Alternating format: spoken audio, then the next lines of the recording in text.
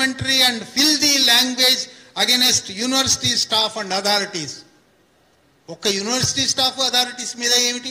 ఎవరి పట్లనైనా బూత్ వాడకూడదు, ఎవరి పట్లనైనా అన్పార్లమెంటరీ వాడకూడదు, ఫిల్దీ లాంగ్వేజ్ వాడకూడదు. అది నిషేధం ఎట్లా విధిస్తావు? అది నేరం అయితే నేరం శిక్ష పెట్టు. ఇట్లా ఇంత భయంకరమైన, అసలు ఎంత మాత్రము అంగీకరించడానికి వీల్లేని, ఒక సహజ న్యాయ సూత్రాల ప్రకారం ఆమోదించడానికి వీల్లేని ఒక సర్క్యులర్ వచ్చింది.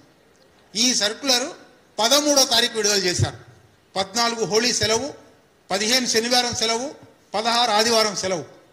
3 రోజులు సెలవుల ముందు ఇది విడుదల చేసి బహుశా చల్లారిపోతుంది, ఏమి పట్టించుకోరు, ఇది అమలైపోతుంది అనుకున్నారు.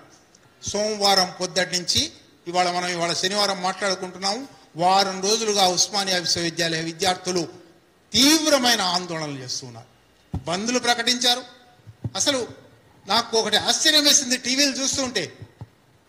ఉస్మానియా ఆర్ట్స్ కాలేజ్ బిల్డింగ్ లోపలికి పోలీసులు పోయి విద్యార్థులను లాక్కొచ్చి బయట వ్యాన్లలో వేస్తున్నారు.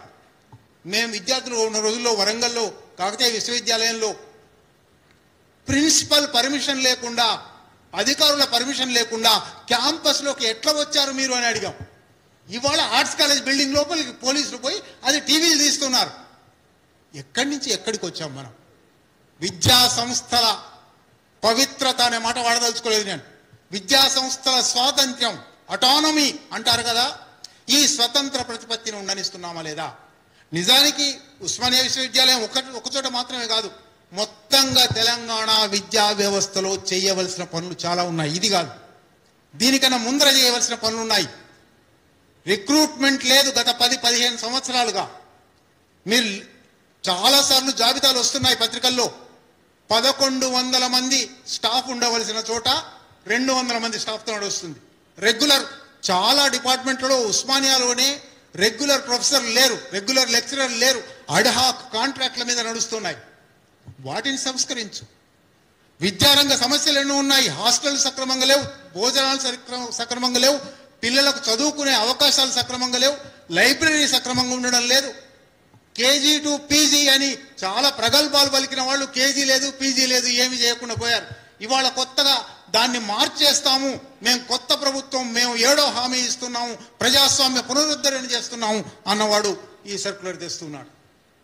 కనుక విద్యారంగం, తెలంగాణ విద్యారంగం కునారిల్లిపోతున్నది. తెలంగాణ విద్యారంగం పాలక వర్గాల దుశ్చర్యల వల్ల, నిర్లక్ష్యం వల్ల, నిధుల కేటాయింపు లేకపోవడం వల్ల, విద్యార్థుల పట్ల అనుకూలమైన విధానాలు లేకపోవడం వల్ల, అధ్యాపకుల పట్ల అనుకూలమైన విధానాలు లేకపోవడం వల్ల తెలంగాణ విద్యారంగం కునారిల్లిపోతున్నది. ఆ తెలంగాణ విద్యారంగ సంక్షోభానికి ఒకానొక సూచిక ఈ సర్క్యులర్. కనుక ఈ సూచికను ఖండిస్తూనే దీంతో పాటు తెలంగాణ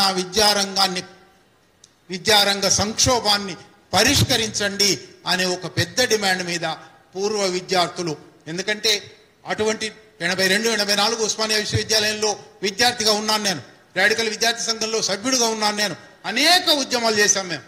అక్కడి నుంచి ఇవాళకి వస్తే అసలు ఉద్యమాలు చేయడానికి వీల్లేదు, ఉద్యమాలు కాదు నినాదాలు చేయడానికి వీల్లేదు. ఇంత దుర్మార్గాన్ని ఎంత మాత్రము సహించడానికి వీల్లేదు. తెలంగాణ పౌర సమాజానికి ఇవాళ అనేక రంగాల నుంచి, సామాజిక రంగాల నుంచి ఇక్కడికి వచ్చున్నారు. అందరికీ పూర్వ విద్యార్థులుగా మేము చేసే విజ్ఞప్తి, తెలంగాణ గుండెకాయ వంటి ఉస్మానియా విశ్వవిద్యాలయ ప్రతిష్టను కాపాడుదాం. ఉస్మానియా విశ్వవిద్యాలయ విద్యా స్థితిని పరిరక్షిద్దాం, మెరుగుపరుద్దాం. ఉస్మానియా విశ్వవిద్యాలయంలో ప్రవేశపెట్టబోతున్న నిరంకుశ విధానాలను ఖండిద్దాం, దీన్ని వెనక్కి తీసుకోవాలని డిమాండ్ చేద్దాం. ఇది మా విజ్ఞప్తి పూర్వ విద్యార్థులుగా. దీని మీద మీ అందరి అభిప్రాయాలు చెప్తే దీన్ని ఇంకా ముందుకు తీసుకుపోదామని చెప్తూ మీ అందరికీ కృతజ్ఞత. Thank you sir.